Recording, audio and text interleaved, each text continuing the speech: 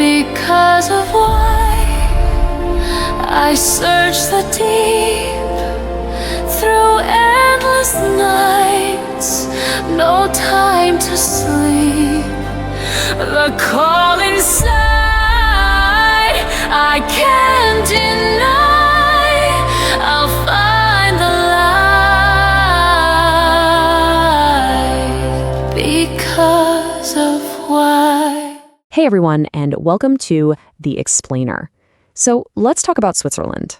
It's a country right smack in the middle of Europe. A continent that, let's be honest, has a pretty long and bloody history of, well, fighting. So how in the world did this one small country manage to sit out pretty much every major conflict? Now, you might be thinking, oh, they must just be really peaceful, but oh no, the real story is so much wilder than that. We're talking about a devastating military loss, mountains literally packed with explosives ready to blow at a moment's notice, and yeah, some pretty shadowy banking deals. All right, so to really get how we got to the explosive-rigged mountains and the controversial banks, we've got to rewind. Way back, like over 500 years ago, to one single brutal battle that basically changed everything for Switzerland. See, Swiss neutrality wasn't some high-minded philosophical idea. Nope. It was a super practical decision born from a really, really bad day on the battlefield. After getting absolutely crushed at the Battle of Marengo, the Swiss basically said, you know what? Maybe this whole conquering other places thing isn't for us. Fast forward a few hundred years to after Napoleon's done his thing, and the big European powers all looked at the map and went, hey, a neutral Switzerland right here between France and Austria, that would be great for keeping the peace. So by 1848, the Swiss just made it official and baked it right into their constitution. Okay, so it's one thing to declare you're neutral. It's another thing entirely to make sure nobody messes with you. And let's be clear, for the Swiss, neutrality has never, ever been about being weak. It's actually the complete opposite. Their whole strategy is to make invading them so unbelievably painful that nobody in their right mind would even try. They call it armed neutrality. And the idea is pretty simple, right? It's like saying, we're not picking a side in your argument, but if you try to drag us into it, you're going to have a really bad time. So they stay out of other people's wars, but they are armed to the teeth, ready to defend their own turf. And they were dead serious about this. Get this, when Germany rolled into Poland in 1939, Switzerland mobilized 400,000 soldiers in just 48 hours. That's insane. We're talking about 10% of their entire population ready to fight. They got their army ready faster than major powers like France or the UK did. This is where we get to their hedgehog strategy. Think about it. A hedgehog rolls up into a spiky ball. You don't want to touch it.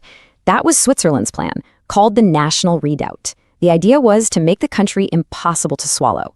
If an enemy army came in, boom, they blow up their own bridges, their own tunnels, their own railways. Then the army would vanish into these crazy fortified fortresses hidden deep in the Alps and just fight a nasty guerrilla war from there. You know, there's this great story. A Swiss official was supposedly asked what their little army of 250,000 would do if 500,000 Nazi soldiers invaded. His response? Shoot twice and go home. And that just perfectly captures their whole philosophy. It was never about winning in a traditional sense. It was all about making the cost of admission so ridiculously high that no one would want to pay it. So a spiky defense is a great deterrent. But during World War II, Switzerland had a huge problem. They were completely surrounded by Axis powers. Survival was going to take more than just soldiers and mountain forts. It was going to require a very pragmatic, and frankly, a pretty dark economic game plan. Because they were neutral, Switzerland turned into this crucial financial center, a safe place to park your money, right? But that stability came at a huge moral price. They did a lot of business with Nazi Germany. They bought gold knowing it was stolen from occupied countries, and their refugee policies, well, they were harsh. They turned away thousands of people, including many Jews desperately fleeing the Holocaust, basically saying, sorry, the lifeboat is full. But here's the thing, it's complicated. It's easy for us to judge from the future, but even someone like Winston Churchill kind of got it. He pointed out that here you had this small democracy, a little island of freedom, just trying to survive while being totally surrounded by fascist regimes. It was a tough, tough spot to be in. So yeah, that economic pragmatism probably saved them from invasion, but it left behind a really painful legacy that the country has had to deal with ever since. It actually took until the year 2000, after decades of pressure and lawsuits, for them to finally pay a massive settlement for the dormant bank accounts of Holocaust victims.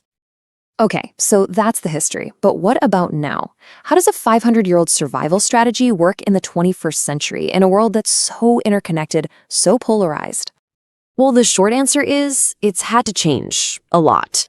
Back during the Cold War, their neutrality was super strict, almost isolationist. They called it integral neutrality. But after the Cold War ended, they shifted to something they call active neutrality. It means they're more willing to get involved in the world. They finally join the UN, they'll participate in peacekeeping, they'll even join in on economic sanctions. Pretty much anything short of sending their own troops to fight.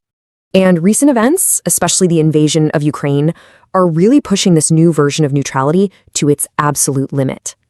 When Switzerland decided to adopt the EU's sanctions against Russia, that was a huge deal. It was them taking a side, and it sparked this massive debate inside the country about what being neutral even means anymore. They're arguing about everything from weapons exports to joining a European air defense system. And you can see these pressures changing how the Swiss people themselves feel. Take a look at this poll from 2022. While most still aren't ready to join NATO outright, almost 90% of them want to either join or at the very least work much more closely with the alliance. For Switzerland, that is a massive shift in thinking. And this quote from their own defense minister really nails the problem they're facing today. She basically says, sure, we could ask for help if we get attacked, but who knows if anyone would actually show up? And that's the bottom line. If you're not in an alliance like NATO, there's no promise anyone has your back. You're on your own. So it all comes down to this big question, not just for Switzerland, but for any neutral country. In a world this divided, is staying permanently on the sidelines even possible anymore? Can a strategy from the age of cannons and cavalry really work in the age of cyber warfare and globalized economies? What do you think? Is neutrality an outdated idea, a relic of the past? Or is it maybe a smarter way than ever to navigate a dangerous world? We'd genuinely love to hear your take on this, so drop a comment below. And hey, if you found this breakdown interesting, the best way to support us is to hit that like button, share it with someone who might find it cool, and of course, subscribe for more explainers like this. Thanks so much for hanging out. We'll see you next time.